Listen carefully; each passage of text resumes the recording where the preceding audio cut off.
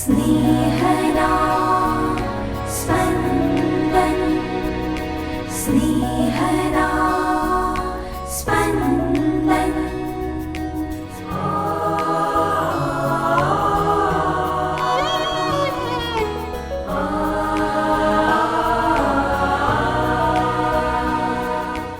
સામાન્ય કાળના 14મા અઠવાડિયાનો શુક્રવાર.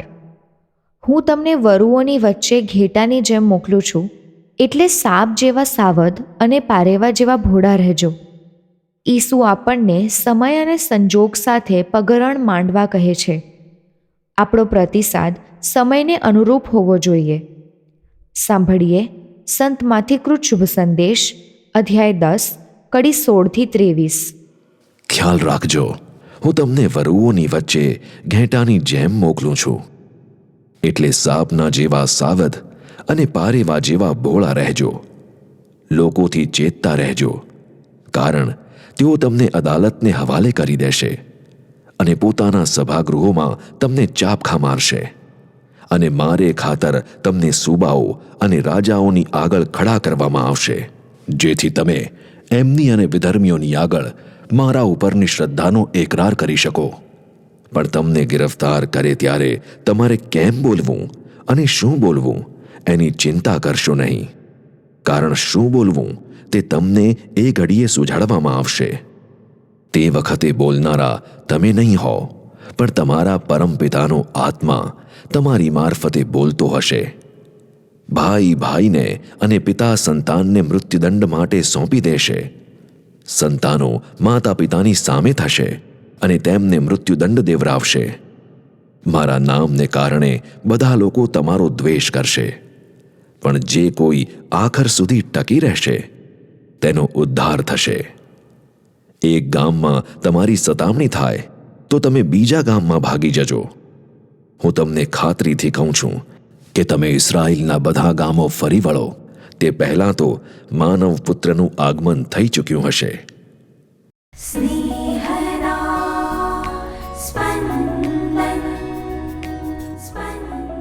ઈસુ પોતાના શિષ્યોને ચેતવે છે. ઈસુ રૂપકનો ઉપયોગ કરે છે. ઈસુની ચેતવણી આજે પણ લાગુ પડે છે. લોકો વરુ છે, જેમની વચ્ચે ઈસુ પોતાના સંદેશવાહકોને મોકલે છે. સંદેશવાહકો ઘેટા જેવા છે. વરુ ઘેટાને મારી નાખી શકે છે. ઈસુનું એવું જ થયું. ઈસુને ક્રૂસ પર જડી દેવામાં આવ્યા. જો લોકો વરુ છે તો પછી ઈસુ પોતાના શિષ્યોને જોખમમાં કેમ મૂકે છે? આપણે જાણીએ છીએ કે વાહન લઈને રોડ પર નીકળીએ તો અકસ્માત થવાની શક્યતા છે. અકસ્માત થાય છે પણ ખરા. છતાં શું આપણે રોડ પર વાહન હંકારવાનું ટાળીએ છીએ? ના. રોડ પર ડ્રાઈવરને સાવધ રહેવા જુદી જુદી નિશાનીઓ અને શબ્દો ચિતરવામાં આવે છે. ઈસુ પણ ચેતવણીના સૂરો ઉચ્ચારે છે. ઈસુના પ્રચારકે ખૂબ સાવધ રહેવાનું છે. ક્યાં બોલવું, શું બોલવું, ક્યાંથી નીકળી જવું, ક્યાં બોલવામાં કાળજી રાખવી, આવી બધી સાવચેતી રાખનાર શિષ્ય સાવધ કહેવાય. એ સાથે જ શિષ્યએ ભોળા રહેવાનું છે. ભોળા શિષ્ય સહુ કોઈમાં વિશ્વાસ મૂકે. વિશ્વાસે જ વહાણ ચાલે. ભોળા હોઈએ તો જ અજાણ્યા પર વિશ્વાસ મૂકી વાત શરૂ કરી શકીએ. વાત કરતાં જો ખ્યાલ આવે કે શ્રોતા તો વરુ છે તો પછી સાવધ થઈ જવાનું.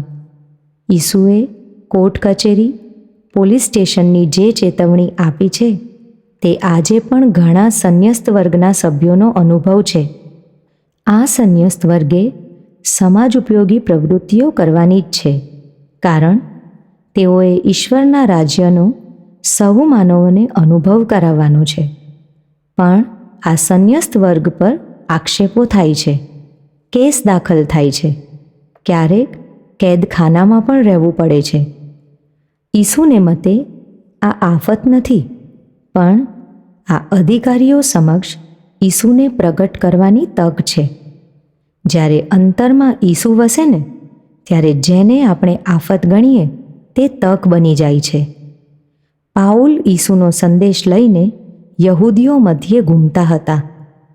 યહૂદીઓએ ઈસુના સંદેશનો અને પાઉલનો વિરોધ કર્યો. આ તો આફત કહેવાય. પાઉલને એમાં તક દેખાય છે. યહૂદીઓને છોડીને બિનયહૂદીઓ મધ્યે જવાની તક. બિનયહૂદીઓએ ઈસુના સંદેશનો સ્વીકાર કર્યો.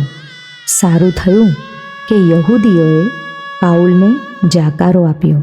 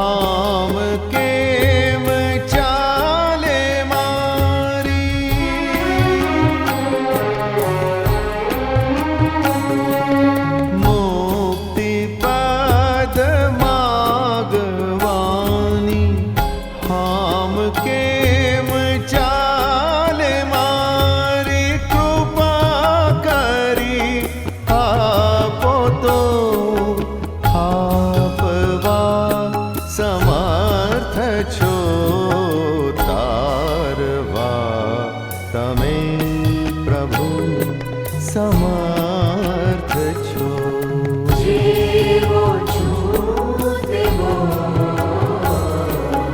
તારવા તમે પ્રભુ સમર્થ છો.